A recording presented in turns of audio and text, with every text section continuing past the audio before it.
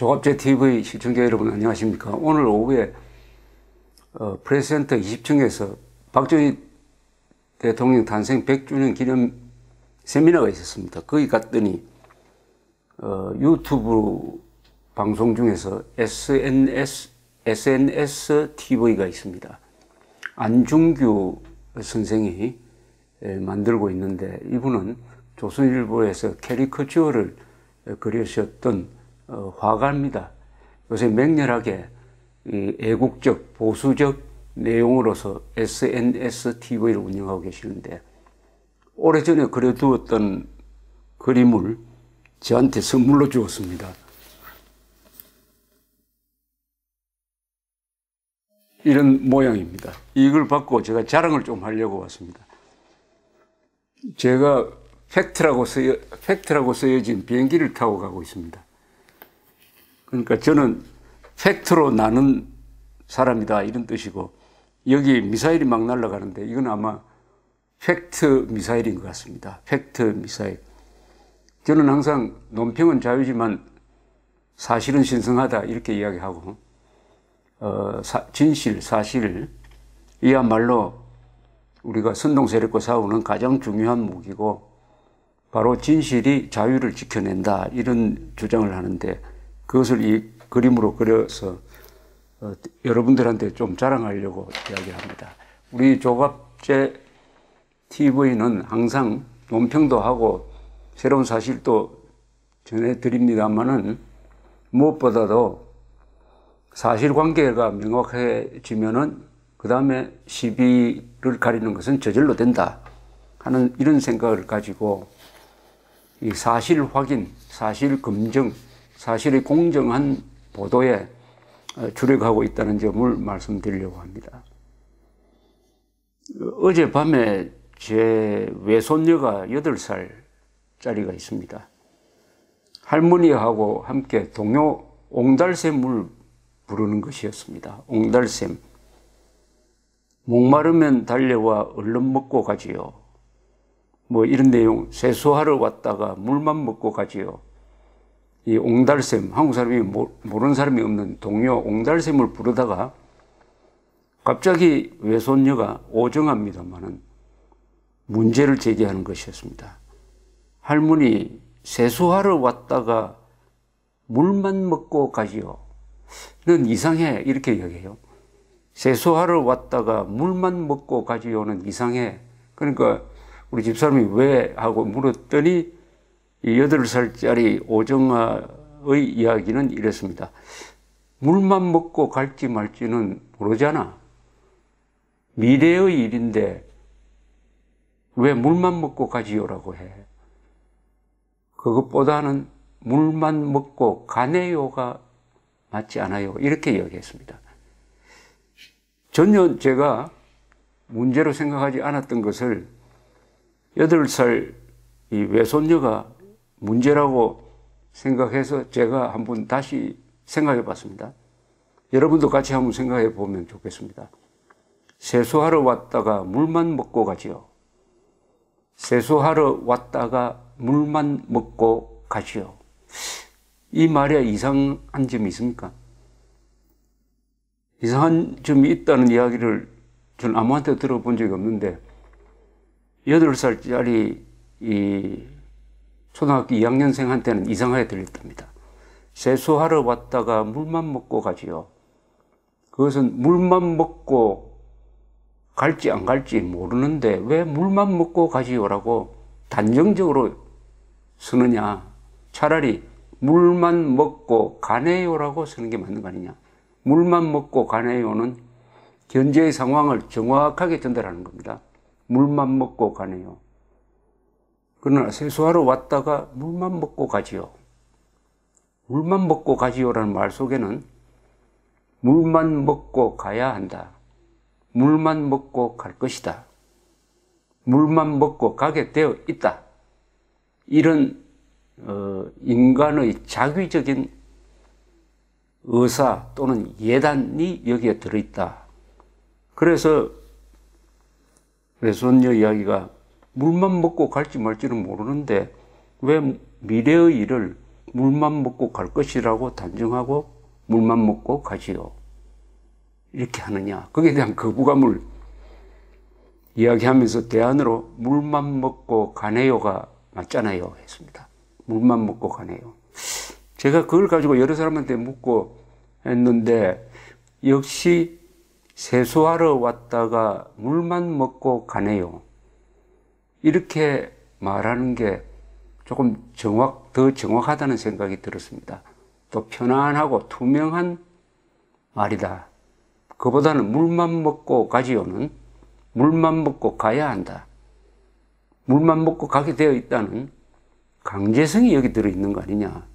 그래서 어린아이 마음속에는 그런 강제성에 대한 좀 반발심이 있었던 거 아니냐 이렇게 생각을 합니다.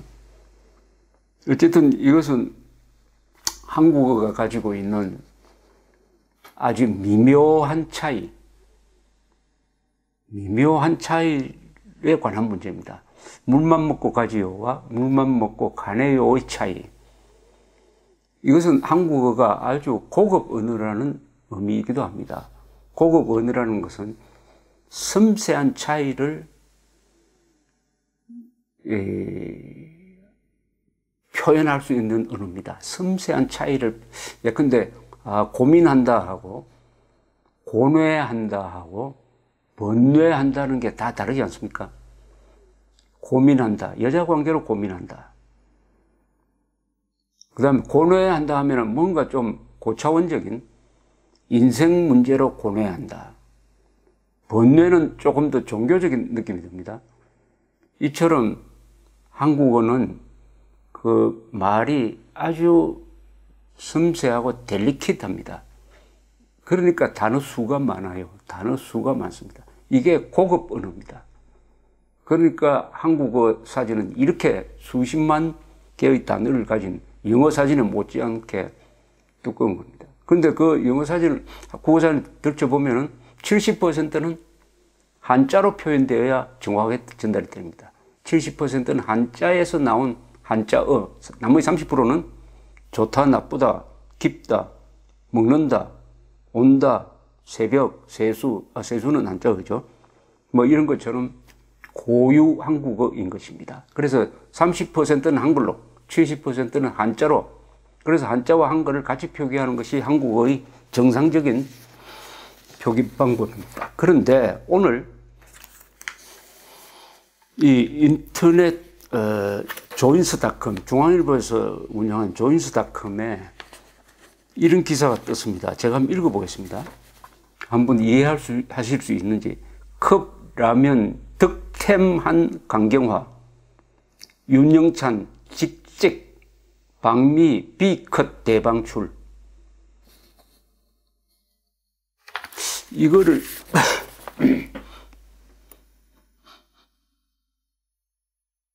제가 한번 읽어보겠습니다. 컵라면 득템한 강경화, 윤영찬 직직, 방미 B컷 대방출이라고 크게 제목이 달려 있습니다. 이거 이해가 되십니까? 저는 무슨 말인지 모르겠습니다. 제가 모르면 많은 국민들이 모를 겁니다. 그러나 젊은 사람들한테 물어보면 여기서 일부는 알 것입니다. 그럼 국민들의 일부만 알고 다수는 모른다 하면은 그것은 정상적인 한국어가 아니죠.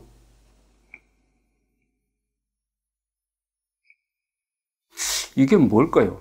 득템하는 것은 물어보니까 무슨 아이템을 얻는다는 뜻이랍니다. 득템. 득은 얻을 득자 한자입니다. 템은 아이템. 영어에서 영어와 한자를 섞고 표기는 또 한글로 했습니다. 득템. 직직은 직접 찍는다는 것을 직직이라고 한답니다.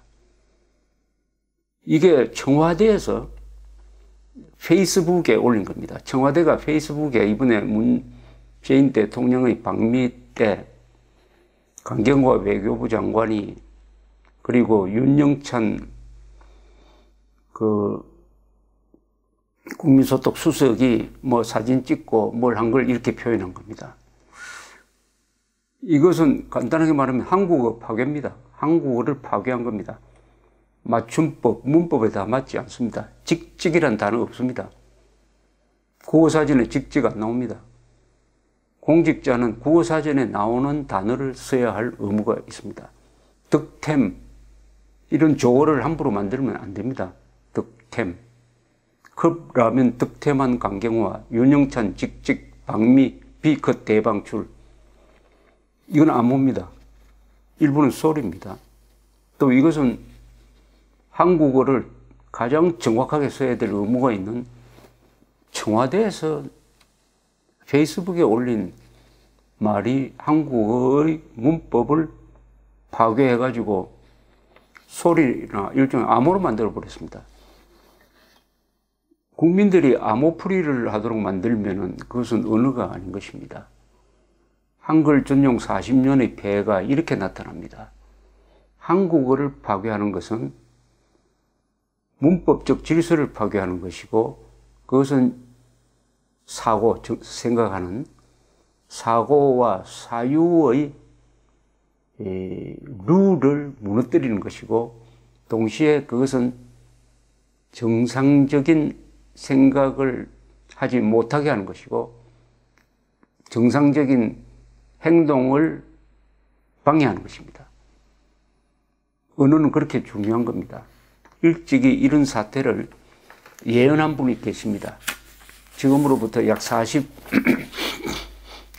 46년 전 광주에 오랫동안 사시면서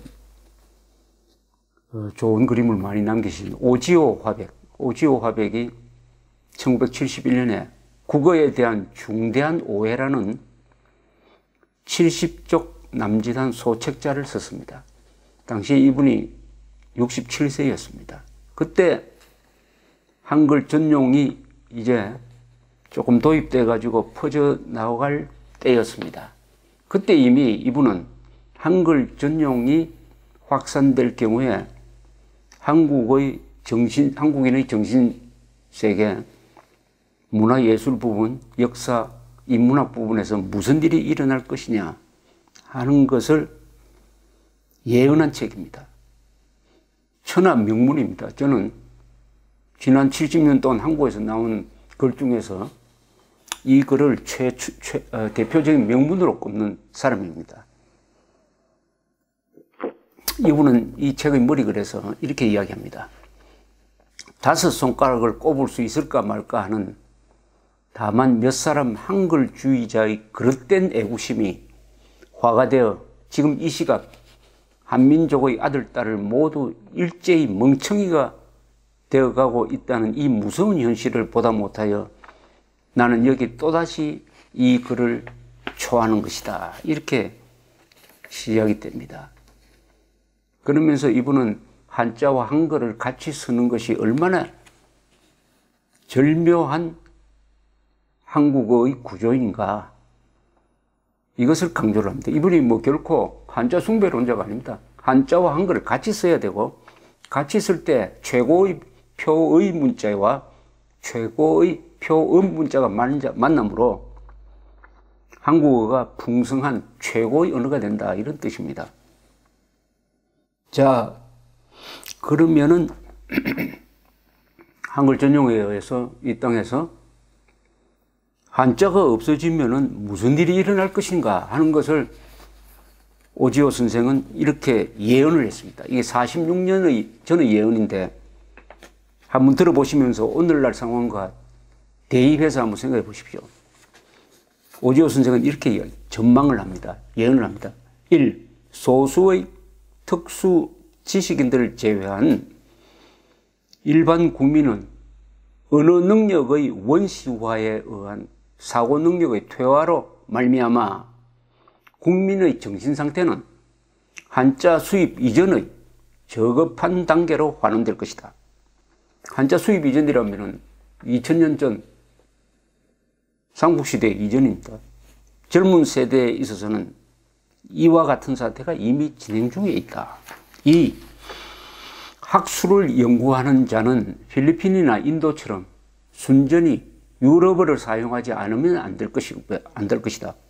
그 결과 국민은 백인화한 소수의 지식 귀족과 한글밖에 모르는 다수의 원주민 저지식 쪽의 두 가지 계층으로 나눠질 것이다.